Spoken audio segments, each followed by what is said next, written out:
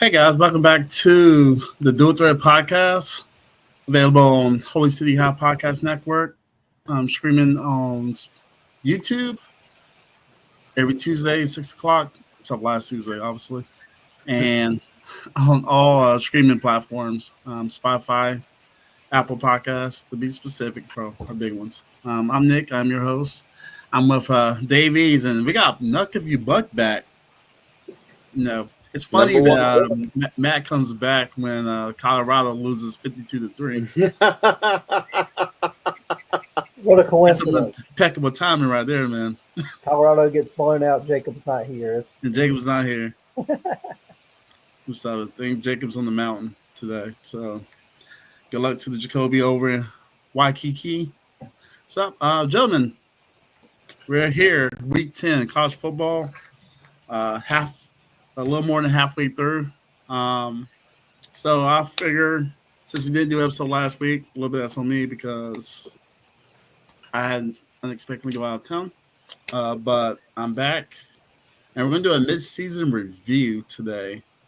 First, I'm going to have it at the very bottom for anyone who's watching live. That's the current AP top 10 rankings, or rankings, as I type by accident. Or you can look through that, check it out.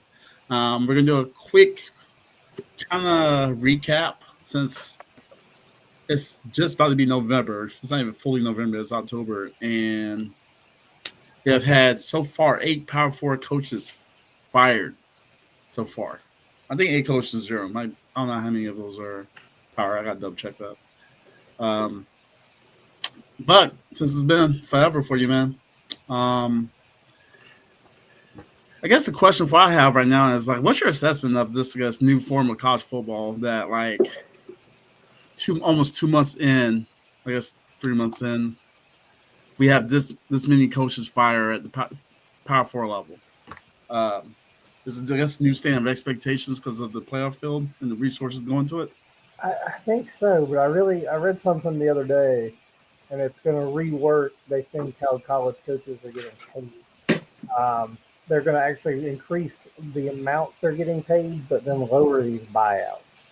Is what I've seen, that everybody says that's what their new format they're going to go to. I mean, Clemson, Florida State, we're going to play poor, at least through the end of the year for Florida State because of these buyouts, man. They're outrageous. Then you got to ask your NIL people to, put up $60 million or however much Norvell's is as well, and then you still got to pay your players at least $20 million. So where's that money coming from? It's going to be hard to get donations when you have a losing record as well. But it's crazy to sit here and watch all these guys get fired. My dream job is to just be a head coach one place, just to get fired so I can live off that money for the rest of my life. But I don't think that's going to happen. So it's funny to see that we're not even in end of October and there's 8. So, I should have been typing. Real quick thoughts, Ryan. Pull something up while I can. I mean, I totally agree. It's definitely has a lot more to do with how many more resources are allocated to football right now with NIL and everything like that. When you're paying for players and you don't get the production you expect, you're gonna have a little more desire to pull the trigger quickly on firings and things like that. And it's not just in the Power 4, although that's shocking, 8 coaches alone. But I mean, the group of 6 has been seeing quite a few firings as well. So it's hitting at every level right now.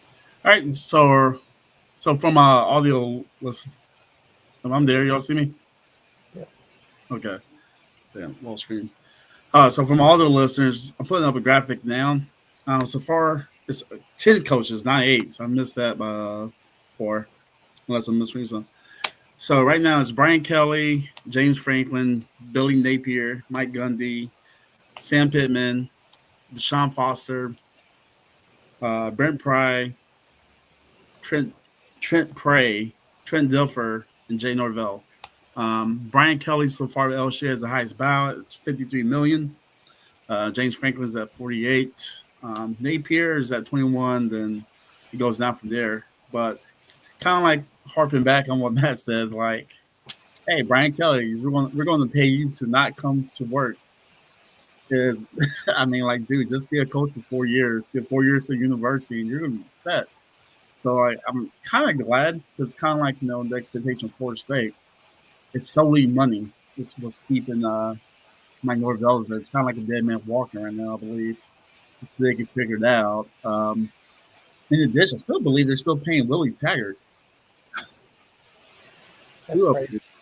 I'm not sure. I gotta look into that, but I think kind of hitting where what Matt was talking about. The college game is just getting more professional, so I think it's going to be 2, 3, 4 year contracts. Even though Kurt Cinetti just got $80 million for like 9 years. Mm-hmm. So we see how that goes. I never really understood why you wouldn't have a contract that long. That really makes I could go on 2 years, let alone 9. Yeah, I mean, shoot, Oregon State's coach, this was only halfway through his second season. Yeah. He's taking home $4 million, so like that's must be nice, For any quick thoughts of any coaches you think that are on the hot seat that might can either change it or see it's or at the end of the day you think it's probably going to happen at a later date? Yeah, Hugh Freeze is definitely still on the hot seat. Yeah. I think that's a little premature myself, but you hear it from Auburn fans, you hear it from the sports networks. They're not pleased with Hugh Freeze's performance down in Auburn, especially when you have Mississippi State essentially playing almost the same schedule, was supposed to be the bottom feeder of the SEC this year and is performing slightly better. What you, Matt? Just a quick, Willie Taggart not actually still getting paid by Florida State. That finished in January of 24. 24? Okay.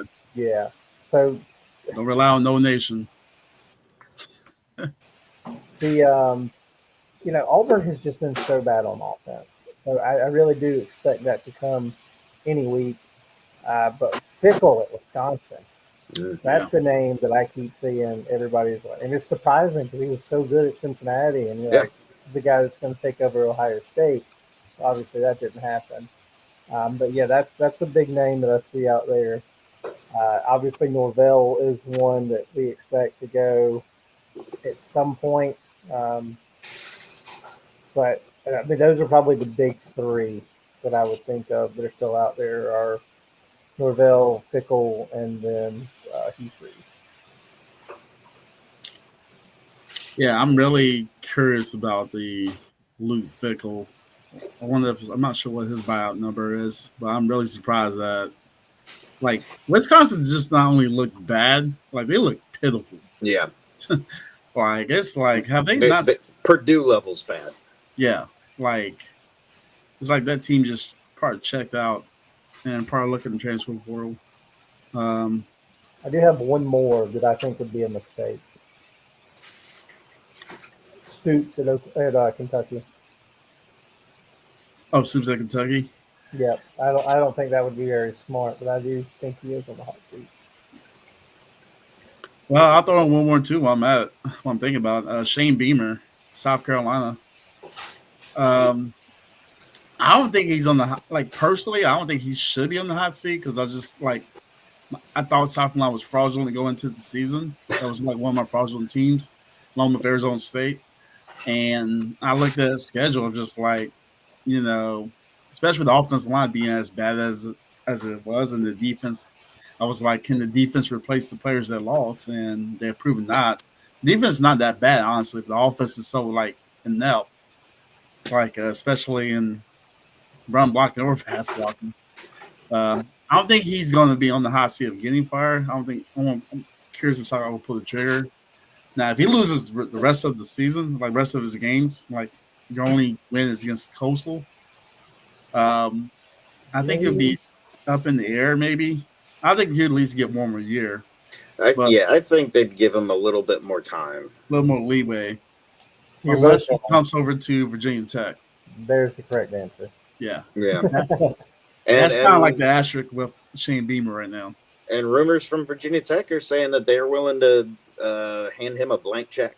Blank check. So be pretty well. I'm actually surprised none of us said North Carolina and Bill Belichick. I mean, that's just a given one. Nobody expects him to finish after next year. He'll quit, I think, when he realizes this isn't for me. I mean, they have been playing better. Then Like, what? not winning, but like they A have middle been school more. team?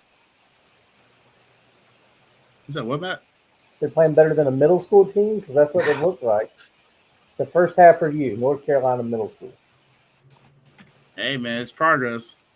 I bet. I know. It is progress. I know Mac Brown's gotta be like chuckling at home. No, nobody loves that more than Mac Brown. He deserves it too, man. I feel like they got. Oh, yeah. He shouldn't got. He should. Yeah, I think he got a raw deal on that one. All right. Well, we'll keep it moving. Get this off the screen. All right, we're going to mid-season review. We're going to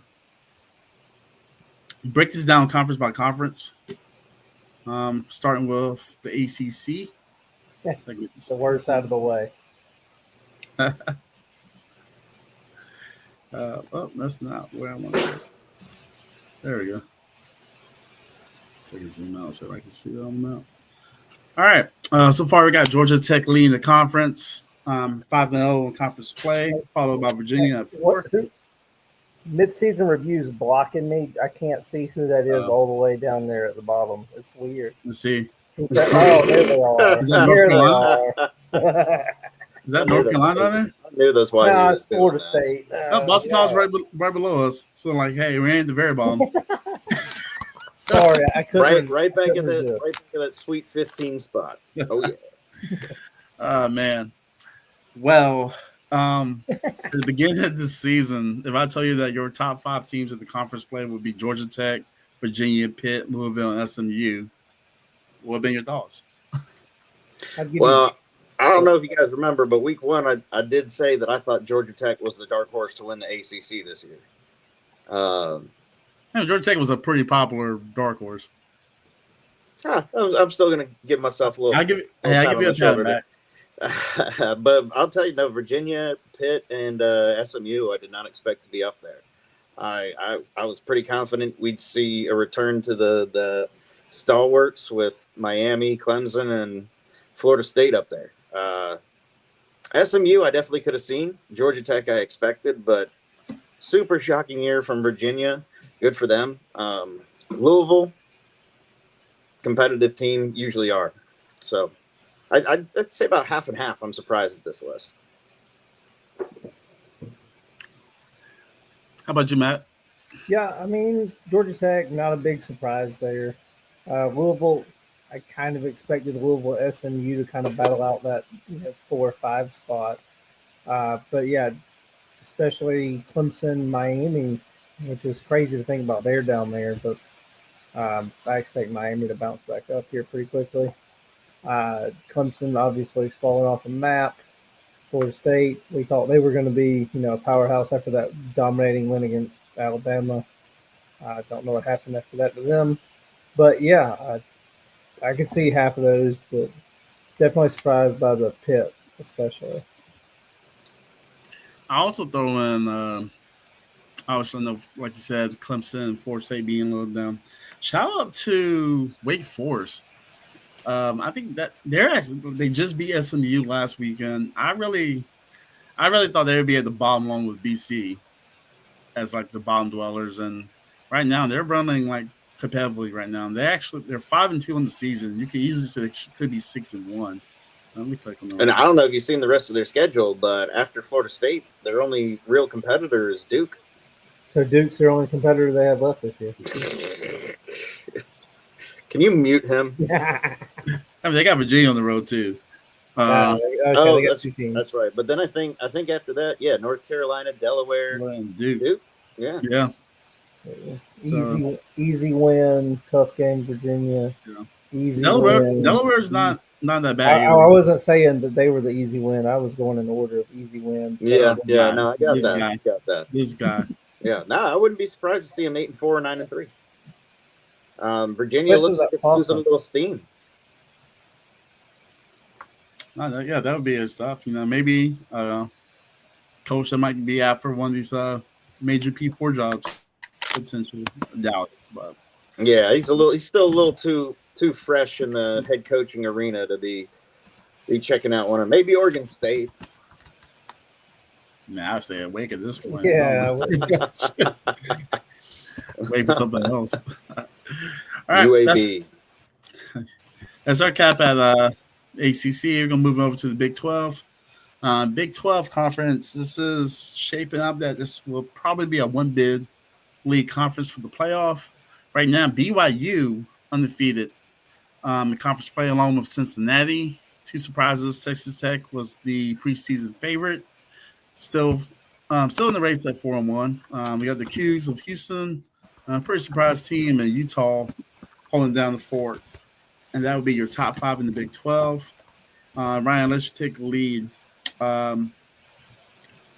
We say the Big 12 is probably the most competitive conference in all of college football as far as like the level of play amongst all Definitely the teams. most even, yeah, like It's evenly mostly even. matched. I'd say from top to bottom. Who do you think stays on the path? State. Yeah, well, yeah. So, But I definitely, I mean, I don't know if you guys remember, but last year BYU was on the cusp of a playoff appearance. I'm not super surprised to see them here, but Cincinnati being number 2 in the conference right now, that's shocking to me. They've had a few rough years ever since Fickle moved on to Wisconsin, and they've been playing very well as of late. The two I'm most shocked at in their positions, though, are Kansas State and Iowa State. I really thought those two were going to be the primary competitors for the championship game this year.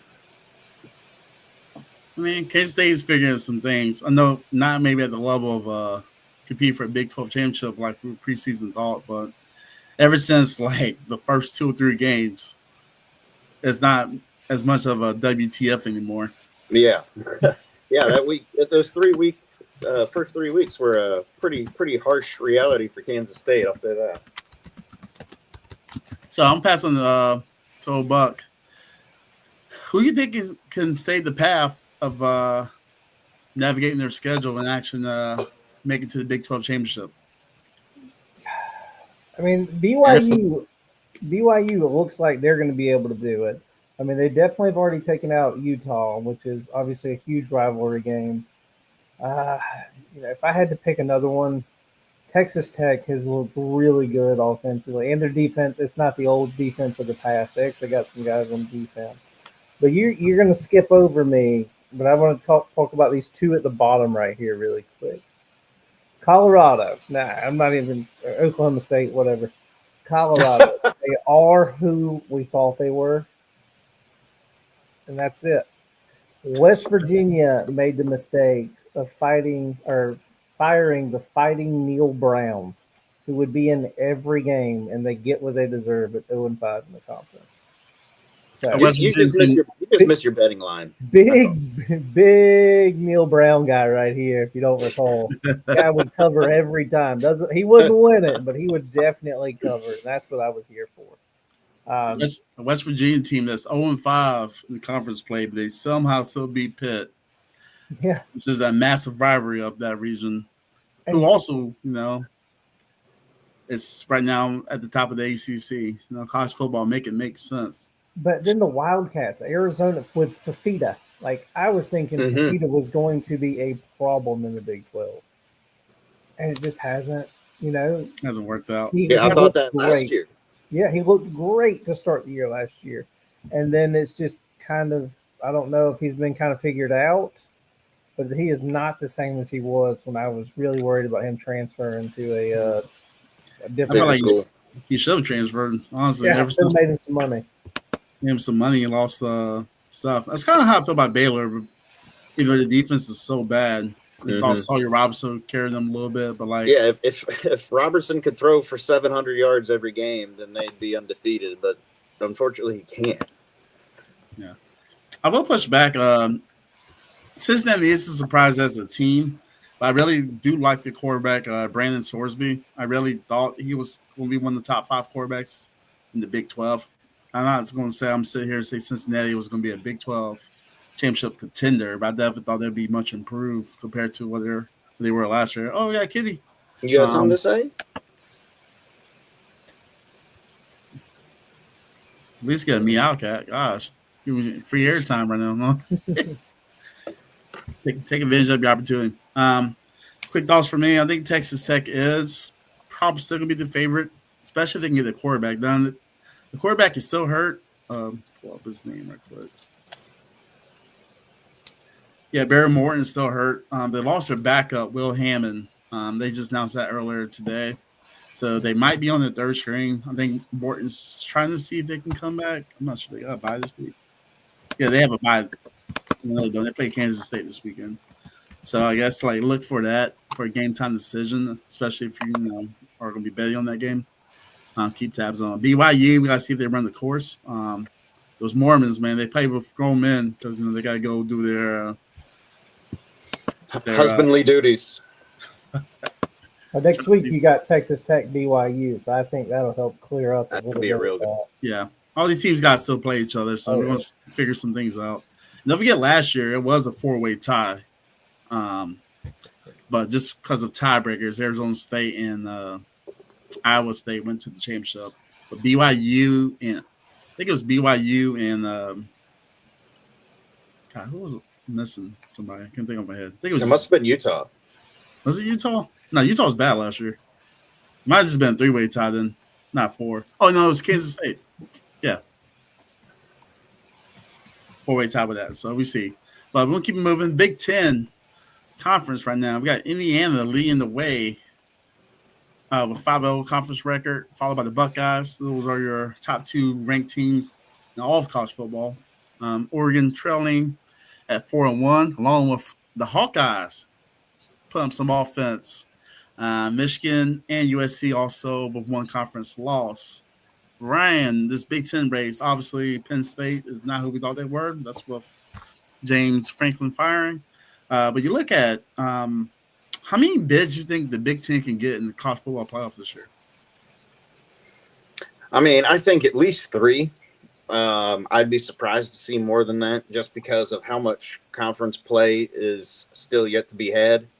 And I think they're going to beat up on each other. I mean, USC, they still have to make a few trips out east. That's going to get tough on them as the season goes on. I think that would be their probably next best bet at landing another college football spot. Michigan, I'm still not totally sold on either. I don't think that they can win every big situation. Underwood's a fantastic player. He's super athletic, but I just don't think he has the players around him offensively like Michigan's been used to really help him excel. So Indiana, Oregon, Ohio State, absolutely expect them to be there. Barring something wild, I don't really see any more or less than that, actually. Your quick thoughts, Matt? I mean, Michigan's schedule is pretty easy after this. I mean, they only have Ohio State, but they also have like Maryland, Northwestern. I believe it's Purdue. So Yeah, but Northwestern's playing real well right now. Yeah, I mean 9-3. I don't know if that gets Michigan in. I was trying to pull up Iowa's schedule to see who they have left, because they might sneak. They might be able to want to sneak in. Yeah, I was. Now they've got Oregon, Southern Cal, Michigan State, and Nebraska left. So I mean, if they win those 3 of those 4.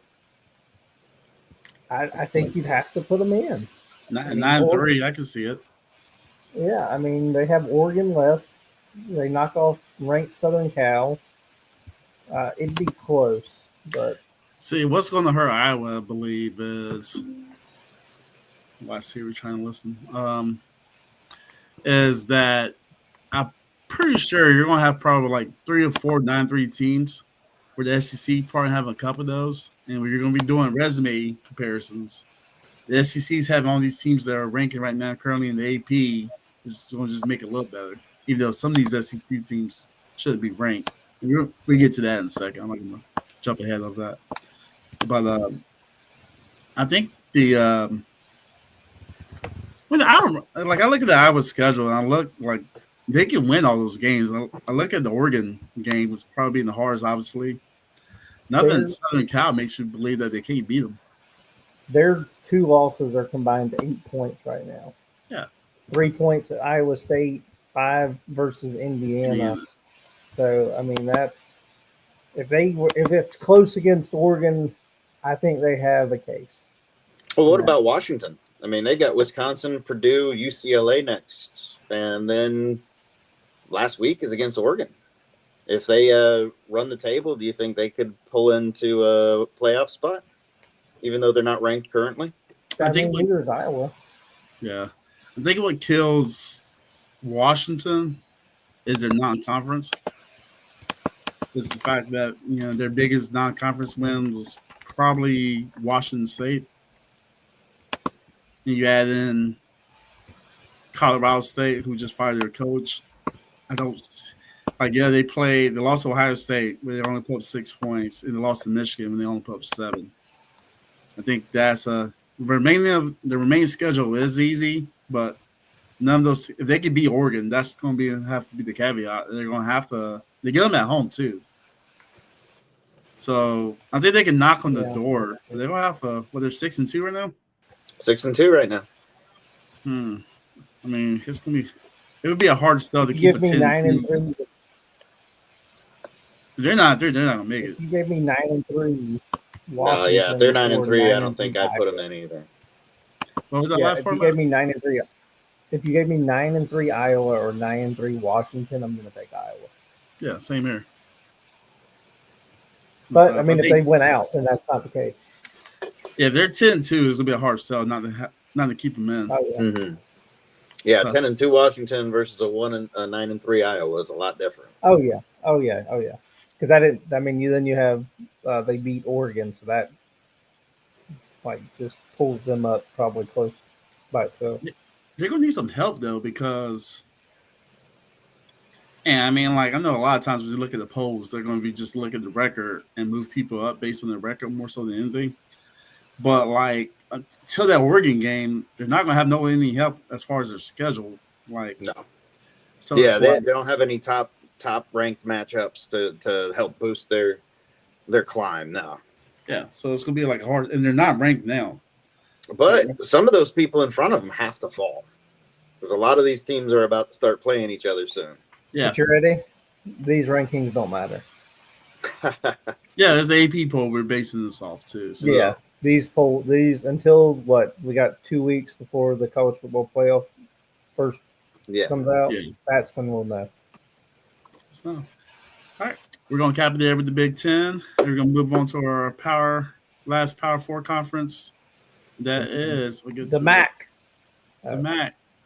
I do love some MAC, dog. Can't wait for that championship game. We got some action tonight. Oh yeah. Yeah. We should have football every single night till Thanksgiving week. I'm not sure who's playing though. I'll look it up. All right. SEC conference, highly regarded as the best conference in football so far. They have, I can't even count, 1, 2, 3, 4. They got 5 in the top. Yeah, top 10, top 12. Yeah, 5 in the top 12, 10 ranked overall. Right now, Texas A&M leading the conference, 5-0 conference record, followed by Alabama as your top 2. I guess the argument would be, you think the SEC can get 6 teams in? No. No, there's going to be too much back and forth between these teams in the upcoming weeks. I mean, Vanderbilt's schedule alone is pretty intimidating.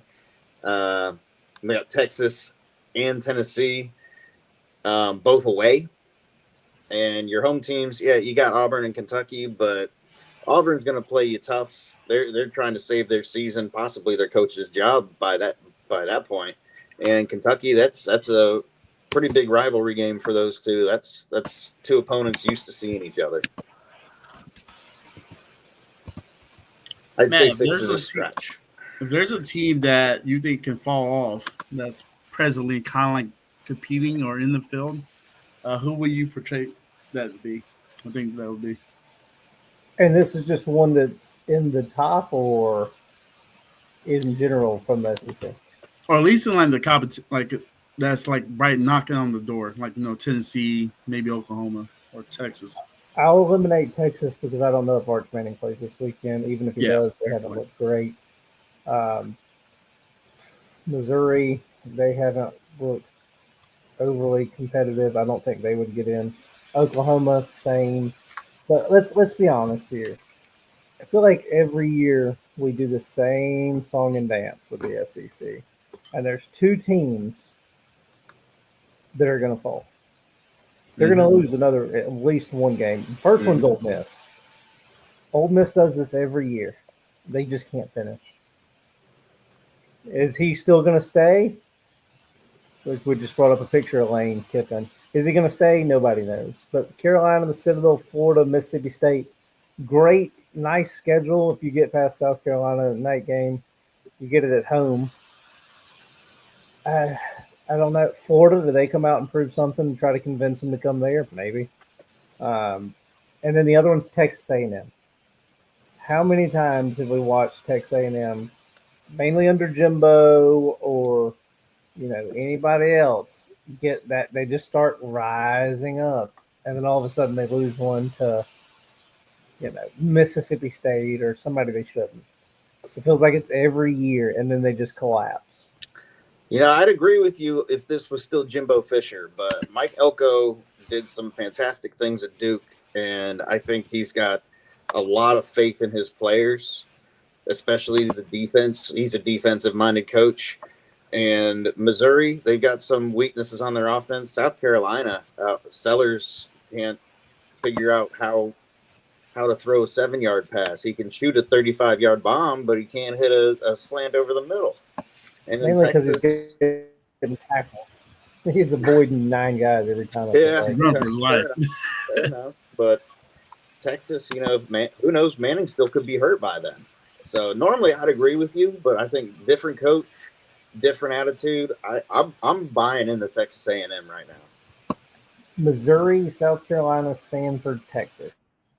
For me, I'm gonna choose Tennessee. Tennessee's defense is pretty good, but they've been playing like some pretty close games in the last couple, and they just took a L Alabama a couple weeks ago. Yes, they beat Kentucky on the road handily, but they play Oklahoma. And Oklahoma's defense is nasty, especially on the defensive lines. They can put a lot of pressure. Still got to play Vandy. I know this will be a big rivalry game. They still got to play Florida. They still got to play in the swamp. Yeah, they can still got the game. And I know the Gators are not as good, but they can beat you. They have the talent to beat you by far, especially if you have that game at home. So, I could see Tennessee maybe catching 1 or 2 more losses. What their president, 6-1? 6-2, yeah. So I'd have to say Missouri's probably my pick to fall off. You got A&M, you got Mississippi State, Oklahoma, Arkansas. I know Arkansas is winless in the SEC, but last week was the first time all year they lost by more than 7. So they haven't exactly been an easy opponent to put away. Keep our comments. All right, we're going to jump to the group of 5 playoff race. Won't really have. Okay, I guess break it down. Try to make a graphic earlier. It wasn't working out. But we're going to do a group of 5. Essentially, it's coming down to I'm trying to look Coastal. I didn't realize Coastal was number 2 in the division. Don't get distracted now. Yeah, I know, right? Pretty much it's going to be right now the only ranked team that's out of the G5 is Memphis, right at 25. Other teams in contention, Tulane, USF, North Texas, James Madison, and Boise State will be the ones I will say that are realistically. I mean, if something's going to wait, I think Boise is a shot call, but I definitely say James Madison. So the American is probably going to be where this comes from. Let's go to the American Conference. Oh, I didn't think about it. Navy's undefeated too. I was going to say, That's that was the the first point I was going to bring up. Yeah, so Navy's undefeated too. So conference play right now in the Americans point to. I think this is the best G5 conference. Navy's undefeated, followed by Tulane. Has Memphis, South Florida, North Texas. Even Temple's 3-1. Yeah, how about that? They're talking about canceling their football program. So I guess to start with you, Ryan. Out of the G5, American, wherever you go, who do you think is going to be the representative of the G5 in the playoff? I mean, definitely right now, Navy's my favorite to win. The rest of their schedule is potentially difficult. You have Notre Dame game. You pull that off, I think you're the current favorite to make the G5 playoff spot. But North Texas and South Florida and Memphis are how you have to finish out the season. Those are the three biggest competitors outside of Tulane in your conference, and that's a tough go to finish off this year.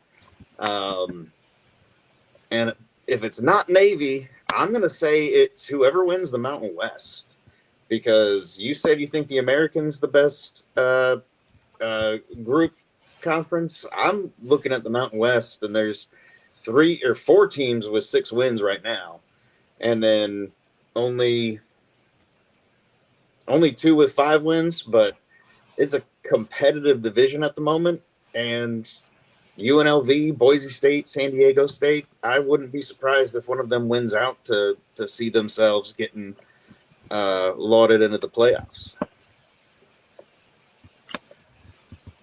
I'll push back on that Mountain West. Because I really like San Diego State. I'm looking at their schedule right now. Like their biggest win is probably Cal right now, and they have a loss of Washington State, who North Texas beat by 50. So that would be a caveat. I think Boise doesn't have any non-conference big wins this year because they got blown out by USF, and they lost to Notre Dame too in the blowout. Navy, if Navy can run that gauntlet, which I don't think they will, I think they're your representative without question. Memphis is still kind of in there because of honestly, I think they were the favorite to win the American, right? I think so, yeah. 4. I thought Either them or Tulane came in as the favorites. 4. I'm pretty sure the QB got hurt. Yeah, Brandon Lewis. I gotta check that right quick. Just might want to check that for me. But while that's happened, any quick thoughts on G5 Buck? Yeah, so Navy, that schedule is ridiculous. You mentioned Notre Dame. They also still have Army in there as well. Memphis, really tough schedule, has Tulane left, also Navy at the end of the year. So if I had to go, I would go North Texas, who has Navy, UAB without a coach, Rice, and then Temple. Yeah. But Tulane, it's Tulane or North Texas for me. But I'd probably lean North Texas right now just because of the schedule. But again, Tulane has UTSA, Memphis, FAU, Temple as well. So I'm leaning between those two right now. I guess I should also clarify my position on the Mountain West real quick. I think it's more likely you'll see a 1-loss team coming out of the Mountain West than you are out of the American. We're going to battle that one. I'll say there's a chance of a 2-loss American team to still get over a 1-loss Mountain West. Okay. Not to hate on the Mountain West. I'm not one to hate. I just think as far as competition in the conference, I just think the American Conference is way better than the Mountain West. The top teams in the Mountain West are good. Oh, I agree. I think the American's better. I just think they're going to beat up on themselves these last few weeks. Whereas I expect at least one Mountain West team to just run the rest of the table. All right, fair point. I won't push back on that. Other than that, Nick's right and Ryan's wrong. But you're both wrong. It's North Texas or Tulane. North Texas. I say South Florida's still in the ballpark. I know he's just lost, but don't count them out yet. Before. So with this being said, mid-season, start with Buck. Who is your most surprising team so far, halfway going through the season? I mean, no, that's a loaded question. It really is. There's no real answers. I'm going to say Vanderbilt. And I know they've got a very tough schedule left, but they've surprised me. Like Pavia built them up last year. I get it. But it's still Vandy. We haven't seen them compete until, James Franklin left. And then the SEC to keep building it up. I just think it's tough to pick somebody other than, the academic school of the Southeast. All right. How was your Ryan? I'll definitely have to say it's Penn State. Are we saying good or bad? I was thinking we were going most surprising good there. That's why I went with. Oh, okay. Well, yeah, surprisingly good. Surprisingly good. Yeah. We'll go. Well, okay, good. I'm going to say Virginia. Pretty similar reasoning. I mean, it's typically an academic school. Even in the ACC, it's usually if it's not mid, it's near the bottom, and they've found ways to win, even when they've had a bunch of close games against Washington State, against North Carolina. Like, they've still found a way to win, except against NC State. But I would have thought that they'd be well near the bottom with Boston College and North Carolina right now. Don't say anything. I'll say, Georgia Tech. Actually, I'll take that back. Indiana, dude. I think I'm going Indiana. And I know, like, they went to the playoff last year, but the fact that Kirsten Eddy has lost one game in 2 years, at Indiana in the Big Ten, is insane. Like, they haven't lost a regular season. They lost one regular season Big Ten game? I think that was against Michigan last year. Mm-hmm. And like, they're even better than what they were last year. I think Mendoza, their QB, is playing himself into maybe being like a top 5, top 10 pick. Like, and I'm constantly hearing that just based on his like arm strength and throwing. I think he just adds a different dynamic that what they didn't have last year in the QB position. And also I think it's like their success is the reason why we have 8 coaches being fired. Because you're looking at it and you're just saying, like, he went there from James Madison in 2 years, make them a basketball school, a football power in the Big Ten. And schools like Penn State, who went all in this season to be at the very bottom of the conference, it's just like, I know it's like, I think times are changing for our mindset of college football. And kind of like sidebar, I think as a fan, and I kind of calmed down. I know I went on a rant about Mike Norvell, and we got a lot of views, so on TikTok. But I think as a fan and observer of the game, I think we need to realize that parity is here. And parity is going to look like chaos. And in addition to that, I think our temptation and our ideal is that a team going undefeated, you're probably looked at as a rare thing, especially in the SEC, like since it's so competitive there. But I think just across the board, I think 10-2, 9-3 is becoming more the standard. Like, you're going to get a couple teams that will go undefeated because their rosters, like Ohio State, might still be the best. We see how it plays out. Same with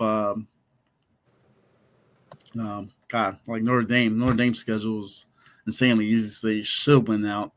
But they still got 2 losses against 2 really good teams, apparently. But I think Indiana would be definitely my surprise team.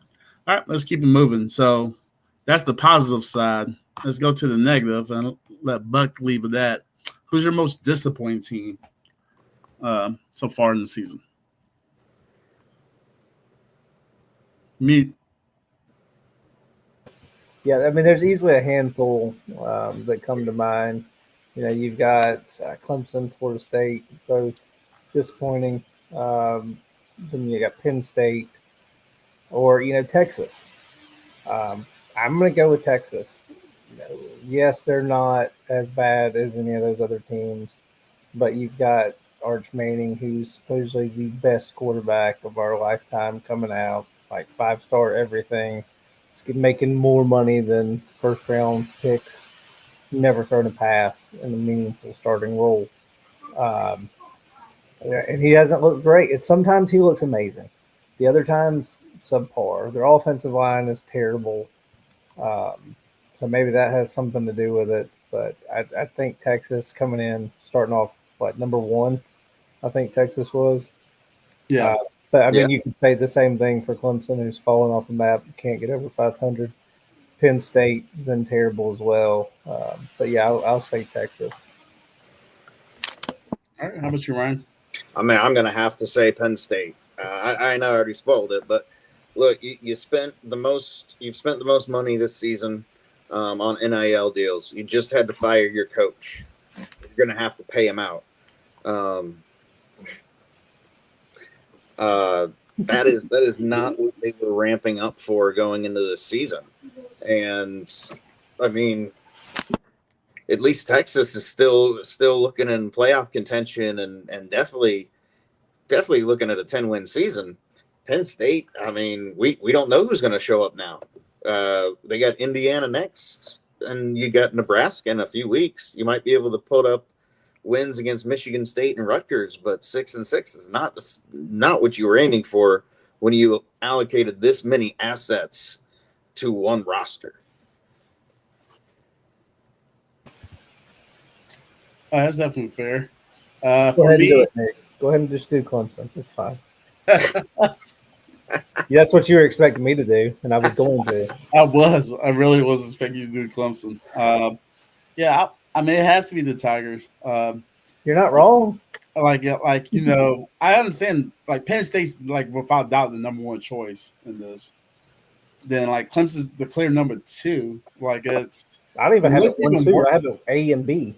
yeah, A and B, like 1A, 1B. Like it solely is because, and it looks worse now too because now you lost to LSU at home, so a team that fired their coach. Mm-hmm. Also, They haven't stuff. won at home in a year, man. Yeah, right. You can't forget the Detroit game, and they still might could bounce back. But they were 3-4. Well, bounce back is it's still 8-4. But across the board, it was unanimous that like the preseason win total was 10, 10 and a half, 10.5. 10.5. 10 and a half. Like they were expecting to coast through it. Like all this NFL draft talent that pretty much is be going to the league. The biggest worry with Clemson is like, if these players go to the NFL, I know they have talent in the reserve, but not maybe as deep. I'm curious how Clemson is going to keep it going. I haven't checked the recruiting numbers, obviously, but I know they're not recruiting at the level they were a few years ago. It's just like something to keep tabs on. Obviously, Florida State, you can't really be disappointed when you're 2-10. You already passed that win total. So I can't be mad, but it's just you got 3 wins. One against. I gotta say, even as a Florida State fan, I was shocked how many people thought we were going to go from 2-10 to 11-1 in one season. Yeah, I said this at the beginning of the season, and I'm saying it one more time again. I was like, well, you have 12 games in your schedule. You have your Big Four, and so far you're 1-1 in your Big Four. Out your Big Four, you still got 2 to play.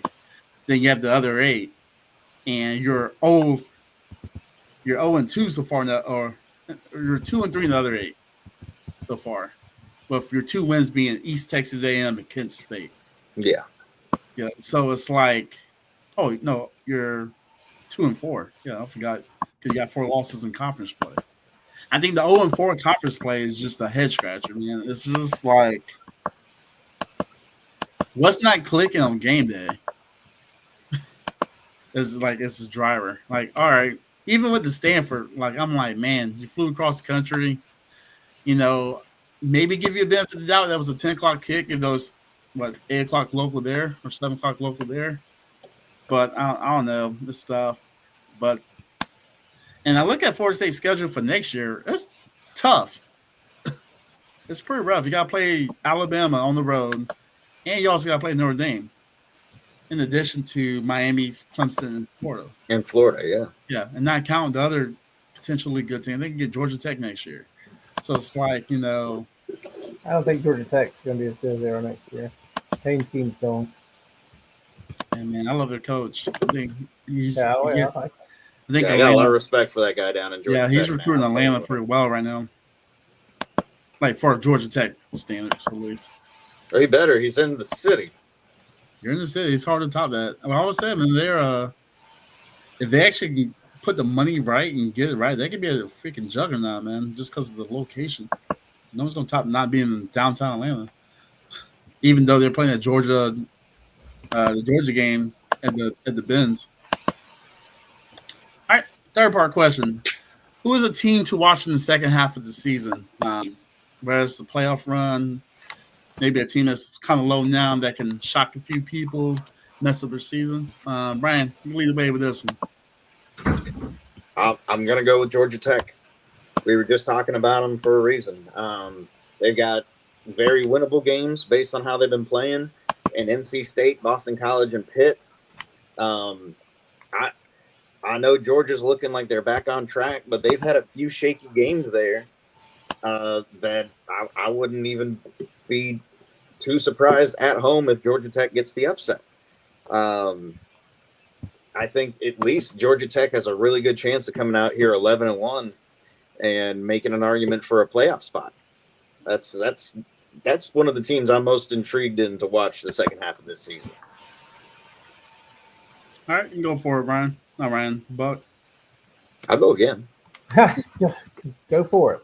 I was really torn between two. Interested to see what Oklahoma does with their schedule they have left with Tennessee, Bama, Missouri, and LSU. I think they could, end some seasons and some chances for the playoff. But I'm going to go a little bit safer, and I'm going to go Vandy. They got Texas, Auburn, Kentucky, and then Tennessee. Pretty manageable schedule. If they can do that and make it to the playoff,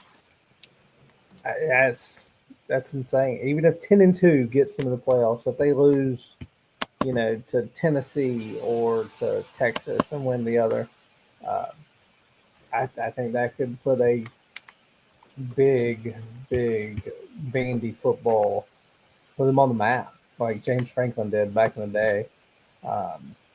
Because they've already got the education side of it going too for them. But if they can, put that on the map, I think they're going to be tough.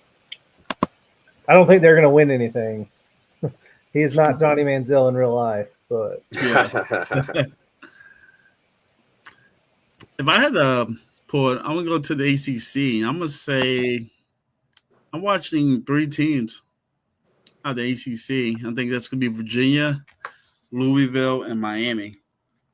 And the reason why I'm watching is now kind of have to wait to the college football actual rankings to see how they're going to rank these teams for real. But if there's a way for the ACC to get two teams in to this playoff, the way it stands right now, if everybody wins out, Miami's ranked number 10. They would not go to the ACC championship. If Virginia or Louisville wins out, they're in the game.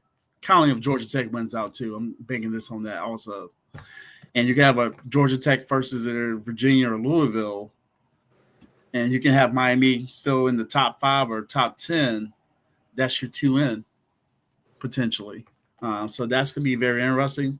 Now the ACC, which everybody was expected to be a 1-bid lead this year, if they get 2 in like they did last year, that means the Big Ten or the SEC is going to make it hard for them to get either 5 or 6. 6 definitely. 5 might be even rough too, unless ESPN calls. It was just like, hey, we need this TV money, right? We're not trying to see Virginia versus I don't know, whoever, like Tennessee or something in the first round. But, well, out of those 4 teams you mentioned, Nick, the only teams that play each other the rest of the season are Georgia Tech and Pitt. Virginia and Miami both go. Virginia, Louisville, and Miami, 5 teams, all go without playing each other the rest of this season. You don't want to see Virginia and Vandy? Yeah, right. Let the smart kids play for once. Yeah. No, if I want to see a team, I want to see Virginia, Georgia Tech, and Vandy play each other. I'd watch Georgia Tech. Got the nerds right there, man. I'd watch Georgia Tech run over them. But are we not considering Notre Dame part of the ACC in this No, man, they got their own TV contract. for now? Yeah, they ain't going to share that money with the No, conference. we don't get that money. It would be nice if you did. God, I like how they suck at every other sport too. Like, not suck, but like at least in basketball, they're not that good. So it's like, so you're in a conference, you're not no value in any way, shape, or form. Yet you get to keep all the money from football. Who the hell? Baseball, they're not very good at either. Yeah. So who the hell sign up for that? Not since Florida State took their coach. Hey. Let's not make it to the World Series and lose in the freaking. Never mind, leave that in the past. All right, final cap as we're pushing almost an hour. Who's your Heisman favorite? Buck, you take the lead on this one. You know, that one's very tough. Saying maybe up there, but I don't think he is. Mendoza, maybe. That's another name, but it's just there's no really standout. Like I said, Love to begin the year, he's been okay, averaging over 100. There's no. It's not Pavia, unfortunately. I'd love to hear that. Just go all in on Vandy. Haynes King? Sorry, my daughter decided to pop a balloon. But I don't know. I guess maybe saying right now. I'm gonna sit here and think, and I'll probably change my mind. But saying. Okay. What he's thinking, Ryan? Have a shot up. Yeah, to me, there's only one clear candidate right now. I would love to see Indiana, with Mendoza. That would be great. Would be a wonderful story. But Ty Simpson at Alabama is, in my mind, exactly who is the kind of player that's supposed to win the Heisman. He's not just probably the best player on his team right now. He's also the biggest cheerleader for that Alabama squad, definitely in that locker room and on the sidelines.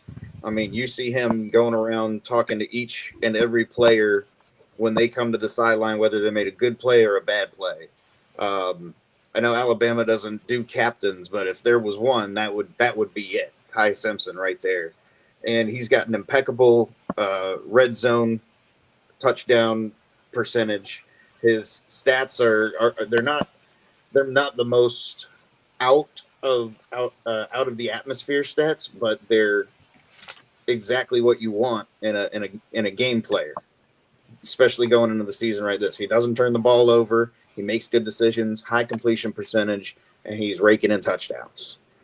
In my mind, Ty Simpson's the front runner for the Heisman, and I think he's probably the most deserving right now. I got a couple insights. I guess I'll go my favorite. I think it's Fernando Mendoza, because you gotta understand, like, this vote is based on who actually watches the games, and I think so many people watch Indiana just punk Oregon on the road that I just think, and is the fact that Indiana is just not a name you think of when it comes to football, even after success of last year. And if Nick Mendoza takes them to the Big Ten championship, let alone wins it, I think that's a given. Ty Simpson is definitely my close number 2, though. Like, they're kind of like 1A, 1B. If Alabama keeps winning, it's going to be hard to top that name, especially with the teams they've beat. And if they make it to the SEC championship, they're going to get another, at least get another opportunity on a national stage to contribute to that resume.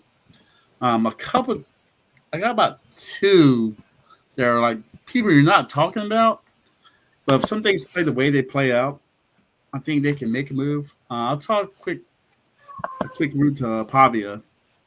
I don't think he will. I think Vandy is going to lose at least one more game before it. But if they somehow run the table for the rest of the schedule, I think it's a high possibility. I don't think it's going to happen. But the other main 2 that no one's really talking about that could sneak in if things work out, Jeremiah Smith, Ohio State. If you watch this live, you can have this. He's actually plus 4,000. for Heisman odds. This would be more so just Ohio State being the best team, and some carnage happens where some of these teams kind of beat up on each other. So there's no like clear cut favorite.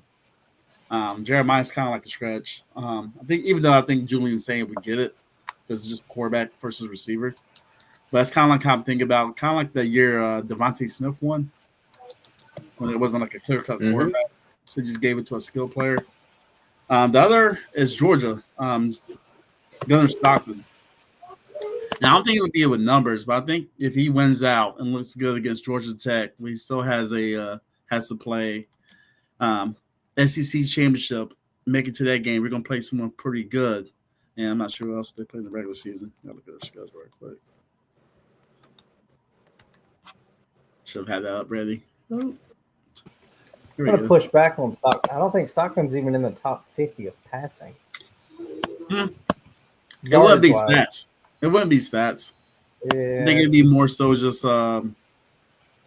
like 72. Like, yeah, but it's like okay, you have it's 1,500 passing so far, and 10 touchdowns. That's it. And 4. But if he looks good and throws up big games against, say, like, okay, you're on national stage, prime time against Florida, Georgia game. Even though Florida, we don't view it. You still play Texas. You still got Georgia Tech, and you still got the SEC championship. That's 4 games to give you opportunity to get eyes on you and you look good on them. It's a long shot. I'm not gonna say it's a guarantee, obviously, but I'd take Aguilar over Stockton. Yeah, but I don't think Tennessee's gonna win out. Georgia has.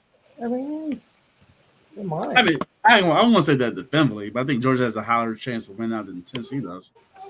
So they're going to have more opportunities. I mean, honestly, coming up until a couple weeks ago when he got injured, I would have said Le'Veon from A&M was a good candidate too. I don't know if anybody's watched a lot of TAMU games, but that guy was bowling over. Unfortunately, I think that injury is going to keep him out of the Heisman discussion. But Le'Veon Moss. Le'Veon Moss. I think Tennessee has a chance. They only have Oklahoma, New Mexico State, Florida, Vandy. Dude, New Mexico State's a dog, bro. Yeah, give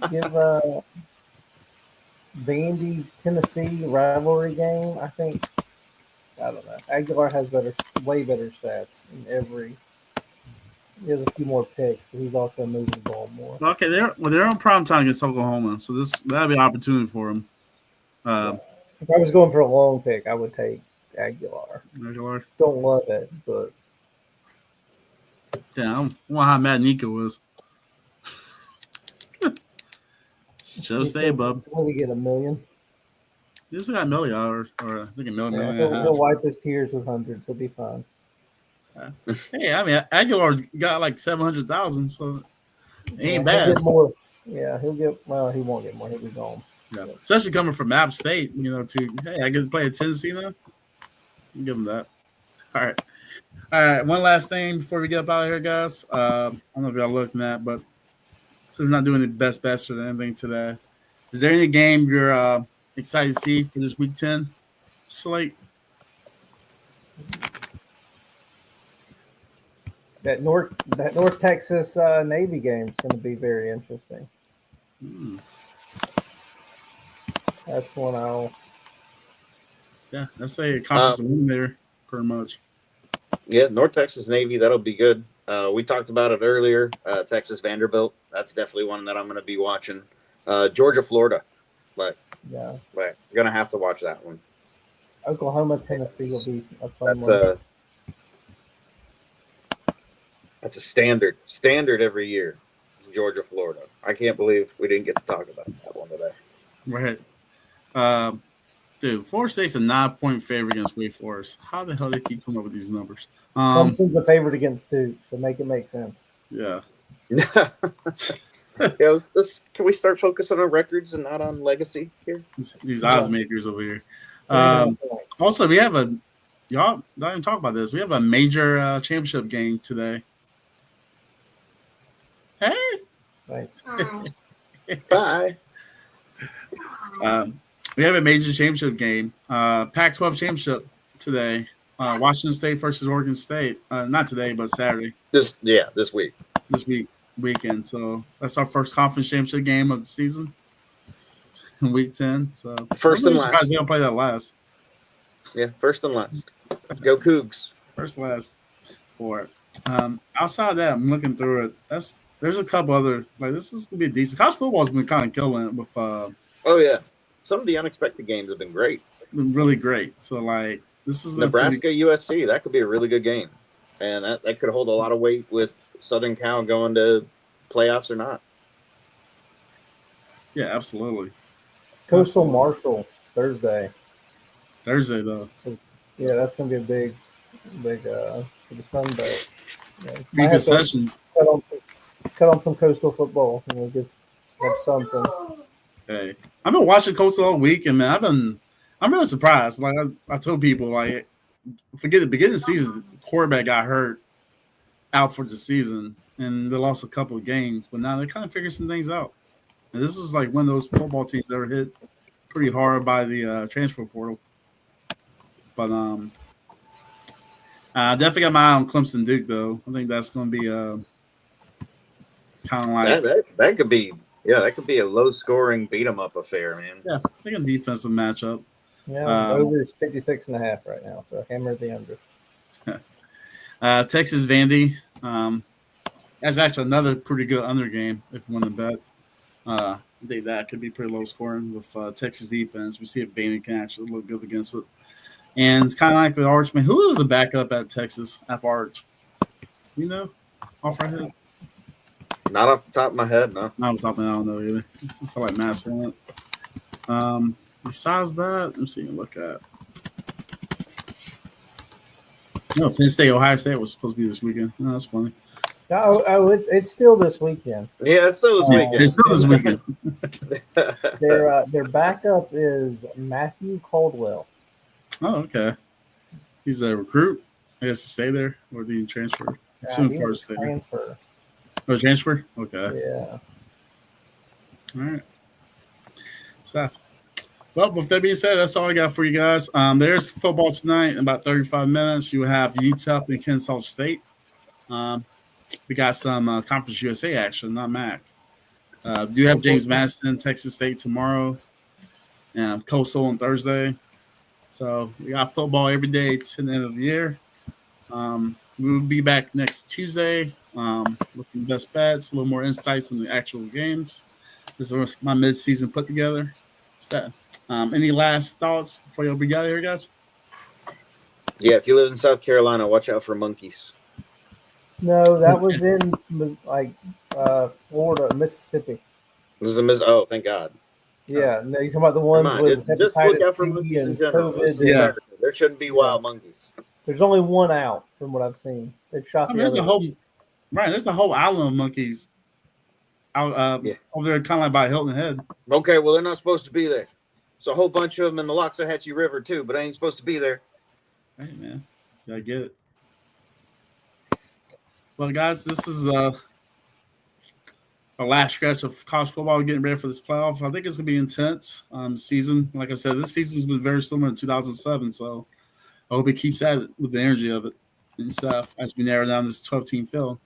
With that being said, guys, you can check us out every Tuesday night here at 6. Might be changed a little bit. I might start a new job, so I might have to post back the time. But my first 9 to 5 in a while, so that's been interesting. With that being said, please check us out on all major streaming platforms: YouTube, Spotify, Apple Podcasts. Might do a watch party for the Florida State game, so you can see how miserable I am dealing with this goddamn team. I don't know, man. I think I might go to the Florida State bar because I need to be surrounded by other people who feel my pain. Damn, if I can go live there so we can just suffer misery together. Not having real, might go viral. I don't know. Yeah, right. Yeah, I get real sad. Oh, Buck left. Yeah, he's Buck already left. With that being said, man, this is the Dual Threat Podcast on the Host City High Podcast Network. Check us out next time at 6. We out you. See you, Rob. Be good. Yeah, outro video.